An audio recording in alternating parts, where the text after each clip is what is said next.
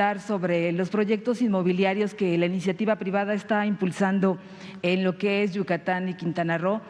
Se dice que aprovechando la infraestructura también se van a construir, ya lo ha comentado usted, naves industriales, centros comerciales. Entonces, como para tener un panorama de cuánto va a significar esto para la economía, monto de inversiones, empresas nacionales, extranjeras, que al final, bueno, se ha hablado así general, pero no tenemos, o si nos puede aclarar, así aterrizando, qué empresas, qué sectores, qué naves industriales de qué tipo para impulsar el sureste.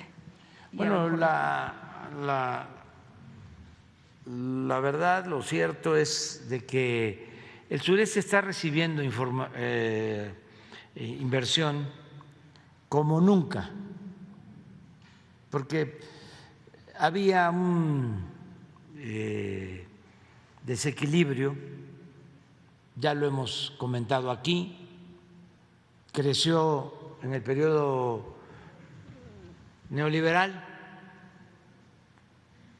así para describirlo, crecieron las ciudades fronterizas,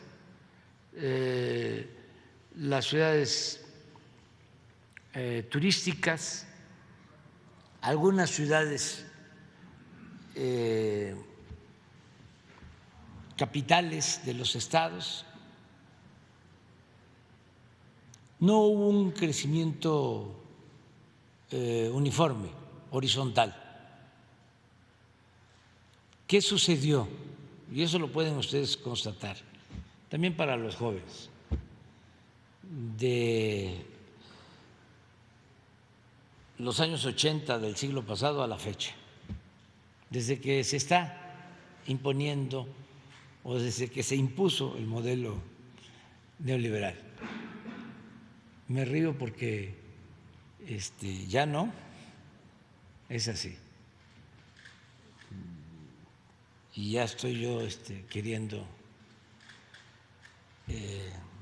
validar, ¿no?, que nuestro gobierno se esté aplicando ese modelo cuando ya está ese modelo en la historia, pero en el basurero de la historia. Este modelo comprende un periodo. Acuérdense ustedes que han habido 4 etapas, vamos a decir,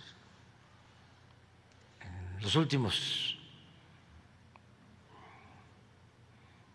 80 años. Lo que se conoce como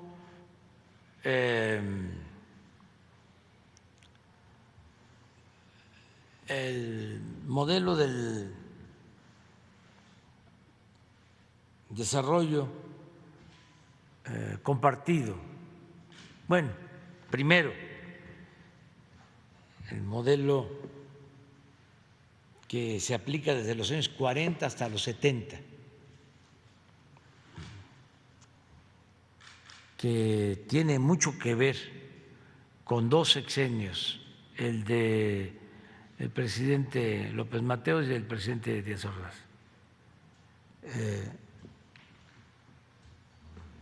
Encabezado básicamente por don Antonio Ortiz Mena, desarrollo estabilizador se le conoció, o sea, de los 40 a los 70, aquí estamos hablando de 30 años, ¿no? Desarrollo estabilizador. Ese es el modelo económico que mejor ha funcionado en cuanto a crecimiento, porque en todo ese periodo la tasa promedio de crecimiento fue del 6% anual, 5 o 6% anual. Pero además, en estos 2 sexenios a los que hice referencia, con López Mateos y con Díaz Ordaz, siendo secretario de Hacienda Ortiz Mena, se logró ese crecimiento económico sin devaluación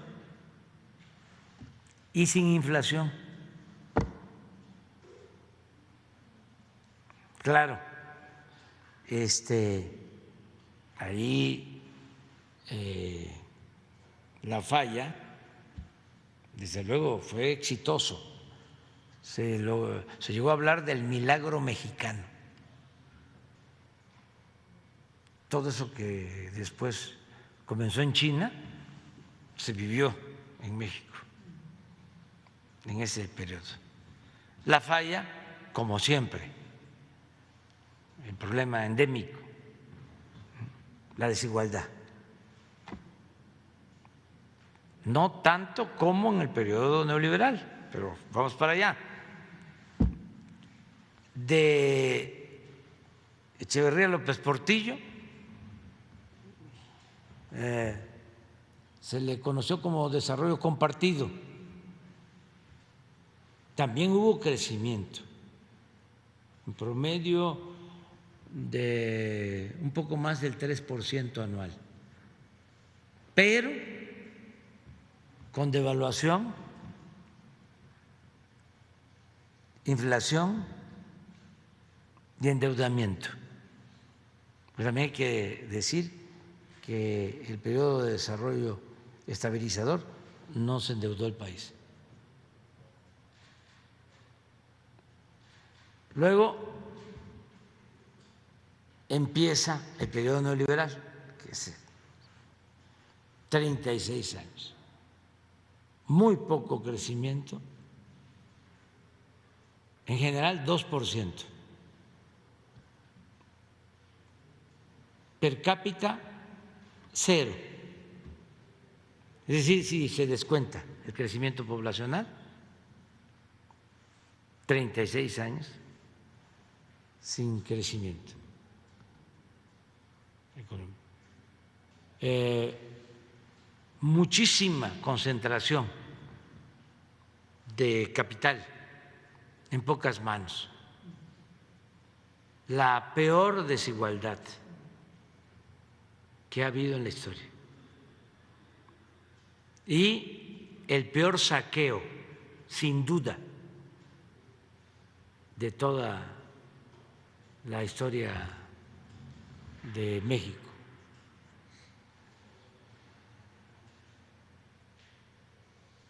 Por eso la crisis,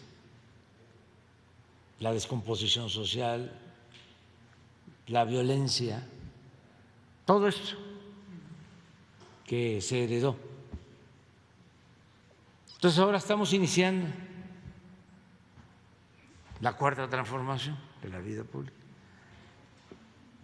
Es economía moral, es darle preferencia a los pobres, es impulsar actividades productivas, crear empleos, buscar la autosuficiencia en alimentos, en energéticos, recuperar el papel de las instituciones públicas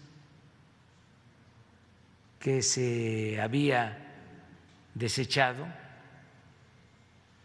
por las privatizaciones, rescatar a Pemex, rescatar a la Comisión Federal de Electricidad, rescatar a la educación pública, rescatar a la salud pública.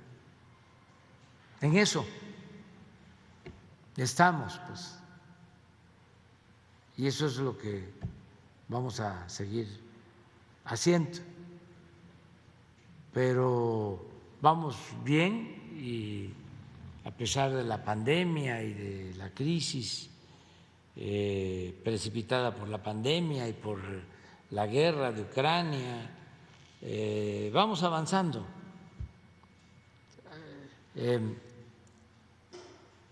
No tenemos devaluación, sí tenemos inflación, hay que decir que nos vino de afuera, es externa, se produjo por la pandemia y básicamente por la guerra. Y es un fenómeno mundial. Ya nos recuperamos en empleo, ya nos estamos recuperando en cuanto a crecimiento económico,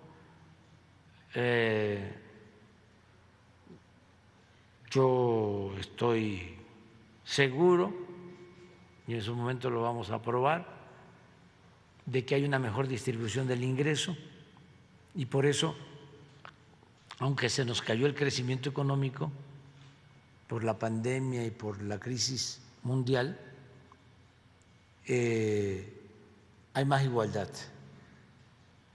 en el país. En la última encuesta sobre ingresos de hogares, los más pobres aumentaron sus ingresos. Y esto se debe a 3 factores, 4, que tienen que ver con nuestro modelo. Los programas de bienestar, los aumentos al salario, el incremento en el reparto de utilidades y el aumento de las remesas. Todo eso nos ha permitido que abajo no se esté afectando tanto a la gente. Desde luego esto no significa de que ya salimos, no, vamos a seguir trabajando abajo. Fue importantísimo descubrirles el truco a estos corruptos. Pero imagínense la forma tan ramplona y vil en que engañaban. Decían, nuestra sociedad pues es una sociedad por la desigualdad piramidal. En la base, millones de pobres, ¿no? Una clase media no muy grande y una cúpula, ¿no?, muy poderosa en lo económico. Entonces, todo el modelo económico consistía en transferirle recursos a la cúpula bajo el supuesto, aunque parezca increíble, de que si llovía fuerte arriba, goteaba abajo, salpicaba, como si la riqueza fuese permeable o contagiosa. Entonces dijimos, no, ya el que tiene, ese sabe cómo hacerle. ¿Para qué se le va a seguir dando más?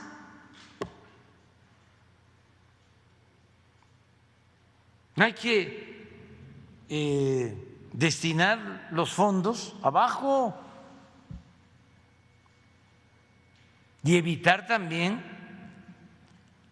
porque eso fue lo que propició la desigualdad monstruosa de México, combatir, acabar con la corrupción, que paguen impuestos los de arriba, que no se roben el dinero que es del pueblo. Y eso es lo que estamos haciendo. Y por eso abajo no ha habido crisis de consumo. La gente tiene, cuando menos para lo básico, en circunstancias muy difíciles que hemos atravesado. Y yo espero que hacia adelante las cosas sean cada vez mejor. Ya no vamos a seguir. regañan, regañan.